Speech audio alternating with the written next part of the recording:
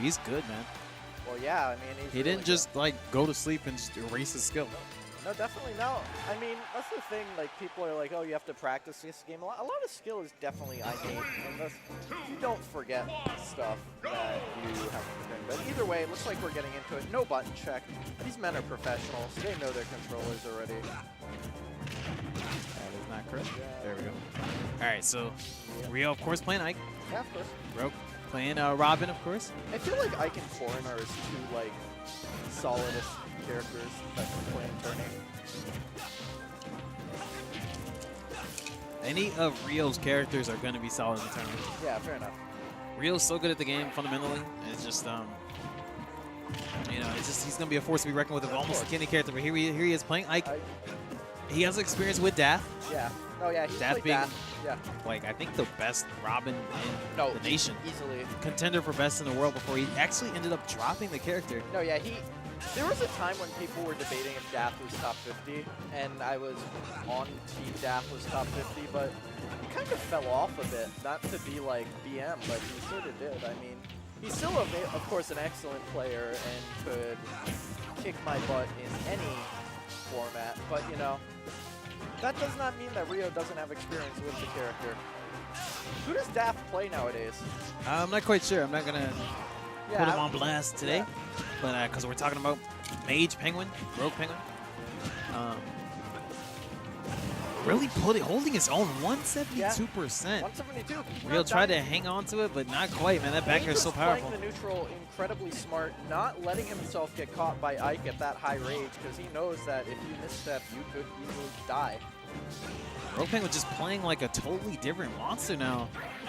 The Robin is real, man. It's coming. Oh, It's getting fared, and that won't be the stock. Yo, thanks, Hoover. I appreciate it, man. So actually, Dath plays Meta Knight now. Oh, thanks, Hoover. What does he train with? D-Tuda? Yeah.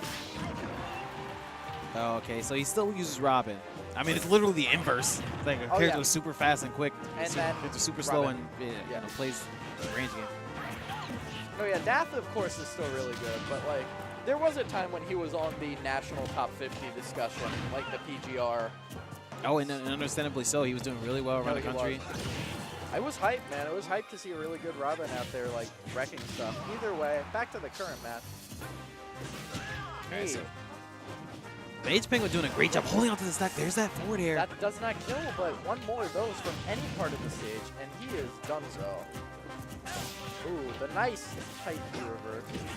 And the dash attack won't quite do it, but... So this is still extremely doable for Rio. I know it sounds nuts as the up air comes out, but like, had he taken a stock and then maybe gotten into a spiking situation, again, Robin has to recover low. Yeah. And that befits a character. I can edge guard very easily in those scenarios. No, definitely. It befits a character like Ike very much. That, like, having to recover like that, just get knocked off stage, and Ike's got this big sword coming straight for your skull. All right, looks like we're going to Battlefield for game 2. Just got some popping off in the chat, GXYRC, but here we are in game 2. It's hard. It's easy to take one game, man, but can you take the set? Let's see. We're here on Battlefield. Great stage for Ike. Got those escape patterns with those platforms. But looks like RoguePenguin just kind of walling him out with the projectiles. Oh, he is. That's definitely an aspect of this matchup, is that if you could keep Ike away with Robin's vast array of projectiles. But looks like catching with the fair there and getting caught back with the bear. Relatively even percentage going on. Ooh, getting caught with the bear. I've seen getting caught with the bear like 3 times in a row now. Right, effective move, man. Yeah, effective move. I feel like bears in this game are probably mathematically like the best move for on average, because it's hard to think of like more than 10 characters that have an abjectly not that great bear. But either way, yeah, it's debatable. But here we go.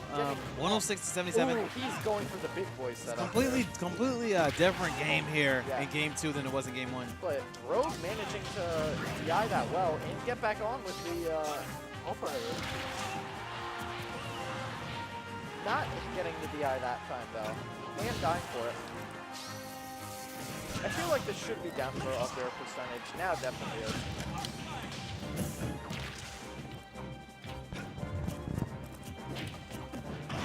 So here we go. Oh, that's exactly what Rogue wants, those down throw uppers. No, that's what he's looking for. I think he's out of the percent area now. Yeah, now he's too high, I feel like. So Rogue's still playing it careful.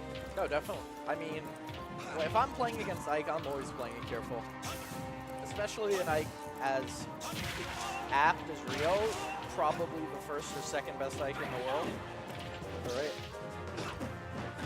He's really trying to put the pressure on. Rogue still keeping composure, only at 43%, despite having his second stock very early in this game. You know, like, not to big fan Rio, but like, it's pretty cool that you just go to a local and see maybe the best representative of like two characters, probably like one of the best Roys and one of the best Ikes, just at a local at like a Buffalo Wild Wings. Yeah. Like, that's a pretty, like, not to like big fan him and be like, oh my god, it's Rio, but that's a pretty cool thing. It's sick. It's something a lot of people don't really appreciate as much as how the skill of the players locally. Yeah, like we have like one, probably like the first or second best Mac, the first or second best Ike, one of the best Roys. I feel like at this point Osprey is probably one of the best Falcos in the world. Yeah, easily. Yeah, easily. And we've got Salaj, excellent representative for Bayonetta and Peach. Yeah, definitely. But even though he doesn't play Bayonetta anymore. Oh yeah. But let's get back to the match. Yep, yeah. MVG actually making a comeback here. Somehow it's able, like, it's incredible. And again, I think GXFire said it best in the chat. It's basically the matchup experience of these two playing each other and just knowing exactly what they can do against each other in each different scenarios. But Rogue, with such a slow character like Robin, even though this has got the repertoire of projectiles and stuff like that, is able to keep Ike out with that big sword and the efficient speed. Oh, there's that forward air. Then is getting caught with the fair. Beautiful stuff. But it's a challenging situation to be in too. The more you play somebody, the more you understand them. The more you have to get creative. A lot of the more top-end matchups here are definitely more personal matchups than character matchups. These guys are playing twice a week, all the time. They know the matchup enough where they're just playing against each other. All right, looks like we'll be going FD. The counter pick makes sense. Ike definitely does benefit more from platforms in this matchup. I imagine Lilat was probably taken off just because of how abysmal Ike's recovery can be on that stage. All right. Getting the pivot grab into the foot. I love that setup. I love that setup. Players have gotten good at DIing out of it, though. Oh, yeah. That's because it's so funny. It's like when your local scene is good at DIing out of footstool combos. Yeah, like we're good. We've all been hit by it. Beautiful. And it's not like Rio's the only Ike. I mean, I had Hollop do that to me in bracket too. Like, there are several people who can pull that off on you here. And you learn real fast not to get hit by it. Looks like there's been a turnaround from game one in that Rio is racking up percent a lot more easily than he was. That's something you'll see, especially from these two. It's kind of just the back and forth. You'll see Rogue kind of like decimate Rio a game, and then the opposite will happen, or it'll be a close one in favor of one player, and then close in the second lane. Incredibly close. And it looks like Mage is doing a decent job of bringing it back, slowly getting the neutral win. All right. A lot of short hop footsies going around. Roars being thrown out. Well, not immediately, but missing on the Arc Thunder. Dealing with the mid-percent tangle, you have to be very careful going up against Robin, because the kill can be confirmed very quickly. Well, yeah, of course. And these characters, I feel like, are two characters that are very dangerous in mid-percentages. Oh, getting caught by the Nair and knocked up. That dash attack was very smart. It was the right idea. Oh, and loving the recovery. Not getting back is Made. No, they just out there. Getting caught by gotta the go get him. Otherwise, the bracket's gonna take too long. Oh, trying to go for the up smash there, but not getting the correct spacing. Missing on the F smash. Mage has not been confirming kills as consistently as I'm used to him doing as he was last Friday, but you know, it's chill. He's getting it. All right, so slowing things down here on FD. Yeah. Oh, the last hit of Arc Fire actually knocking Rio up in the air. I've never seen that before. No, that's happened to me more times than I like to admit, where you get hit by the very last hit of that projectile. You'll shield it for the entire time, and you'll be like, It's like when people will like drop their shield off of Cloud's like cross slash on the 4th or 5th, and I'll be like, I'm still gonna hit you, dude. All right, looks like we got another edge guard situation. Again, Rio living to the big boy percents, 151. Very scary percentage and rarely achieved versus Robin. Getting whacked around by the big sword of ice.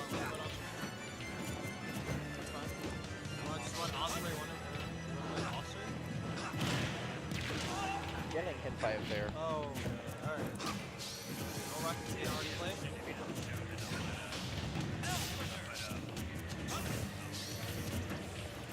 Looks like we got the mid percent exchange again, except Ike is at 163. Rio has really been taking everything the stock is worth to him, getting a bunch of extra percentage on Mage, but finally knocking him out at 78%. Definitely an uphill battle, especially versus Ike, going for the setup, the neutral B setup that he likes to go for. Getting a nice pivot grab into fair confirm, I like that, personally. Alright, trying to go for the rower back here, missing it. Into the jab. Now, keep in mind that it'll seem like we're pulling teeth by saying this so much when Robin is playing, but those middle percentage confirms are very real. But not going to be a factor this time. After a 4-minute slobber knocker, Rio is able to take it out 2-1, putting him firmly in winners finals. See the players having a discussion here about the game. Always good to see the sportsmanship coming out in the scene. These guys are friends. Do you know who we're going to be getting next, Diamond? So we're going to get a losers match. All right, awesome. I was trying to figure out where the heck Wonder Bread is. Have you guys checked the patio? Because I know he likes to go hang out over there. Yeah, that's what I was thinking. Kind of hate it when I do that because you got to go like yank them like, guys, get out here. It's like the top players lounge. Like,